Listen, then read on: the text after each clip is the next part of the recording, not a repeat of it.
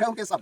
अगर लोकतंत्र होता तो उन्हें कानून पर भरोसा होता, संविधान पर भरोसा होता, तो सीधे सीधे चल करके जब इंदिरा गांधी के हत्यारे के लिए वकील मुहैया कराया जा सकता है, तो इन लोगों ने कौन सा अपराध कर दिया कि इनको जो वकील मिल रहे हैं उनको गाली दे रहे हैं। और भी कल हमारी अधिवक्ताओं से बात हुई तो लोगों ने कहा 4-5 मुकदमे हम लोगों के खिलाफ यहाँ की सरकार ने कर दिया है, कुछ लोगों से करवा दिया है। तो क्या इस देश में लोकतंत्र जिंदा बचा है? मैं राष्ट्रपति महोदया भारत सरकार, राज्यपाल महोदया उत्तर प्रदेश सरकार, मुख्यमंत्री योगी आदित्यनाथ जी से और गृह मंत्री अमित शाह जी से और यहाँ तक कि प्रधानमंत्री भारत सरकार से पूछना चाहता हूँ कि अगर कोई अधिवक्ता किसी के ऊपर लगाए गए आरोप का अगर मुकाबला करने के लिए न्यायालय में जाता है, लड़ाई लड़ता है और उसे आप लड़ाई लड़ने से रोकते हैं, तो क्या लोकतंत्र जिंदा है?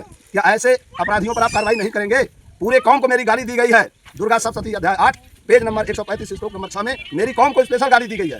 भारत देश में जितनी दुर्गा पूजा मनाने वाले लोग हैं सबके विरुद्ध राकेश कुमार मौर्य के नाम से स्पेशल आप मुकदमा दर्ज करने की अगर हैसियत रखते हैं तो मैं मानूंगा कि भारत में लोकतंत्र जिंदा है। और मैं यह मान के चलूंगा कि आप तानाशाही लाते हैं, जैसे सम्राट अशोक के भारत का विनाश किया वैसे आज गुंडागर्दी करके लोकतंत्र के सत्यानाश कर रहे हैं। धन्यवाद सर। से तो आपसे मैं पूछा जो सरोज सरगम है उनको लेके आप मतलब उनके विवाद को लेके ऐसा आपके साथ किया गया या कुछ और बातें थी? ऐसा तो दूसरा कोई मैटर हमको लगा नहीं, केवल वही सरोज सरगम वाला मैटर दिख रहा है। उसी को लेके मतलब समस्या वो मतलब विवाद उनकी थी, लेकिन उसके बाद में संपत्ति आपकी ध्वस्त की गई है, उनकी यहाँ पे कोई वो नहीं था। सर हम एक पूछना चाहेंगे कि जैसे जो यहाँ के पुलिस अधीक्षक सोमेन वर्मा जनपद मिर्जापुर के पुलिस अधीक्षक हैं, उनका बयान था कि ये जो दुर्गा को गाली दी इस पर मुकदमा हुआ। तो सर ये बताइए कि गाली देने वाले एक व्यक्ति, उन्हीं की हम बात मान रहे हैं, गाली देने वाले एक व्यक्ति, लेकिन 3 थाने में मुकदमा दर्ज हुआ है, ऐसा क्यों? यह भारतीय संविधान का अनुच्छेद 20(2) का खुला उल्लंघन है। एक अपराध के लिए सिर्फ एक मुकदमा दर्ज होता है, 3 नहीं।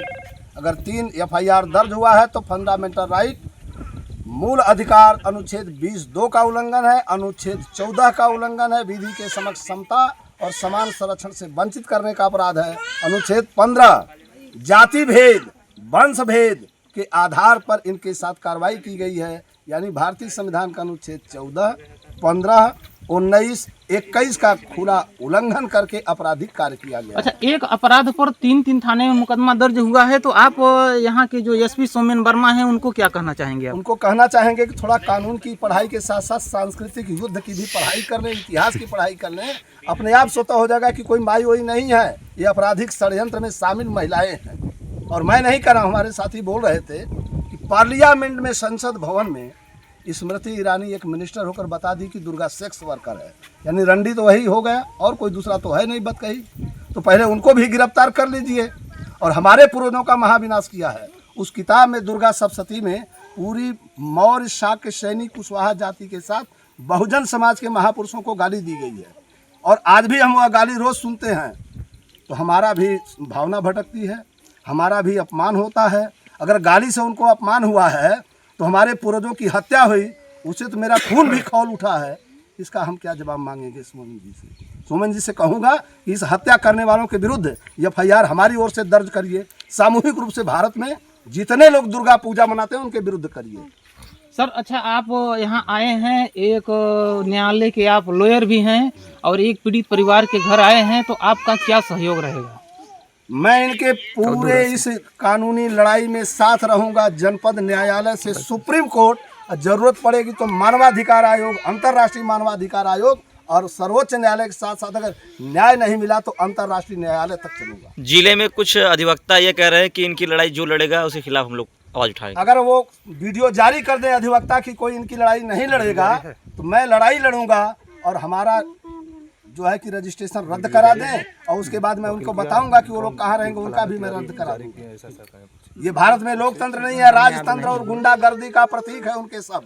अगर लोकतंत्र होता तो उन्हें कानून पर भरोसा होता, संविधान पर भरोसा होता, तो सीधे सीधे चल करके जब इंदिरा गांधी के हत्यारे के लिए वकील मुहैया कराया जा सकता है, तो इन लोगों ने कौन सा अपराध कर दिया कि इनको जो वकील मिल रहे हैं उनको गाली दे रहे हैं। और भी कल हमारी अधिवक्ताओं से बात हुई तो लोगों ने कहा 4-5 मुकदमे हम लोगों के खिलाफ यहाँ की सरकार ने कर दिया है, कुछ लोगों से करवा दिया है।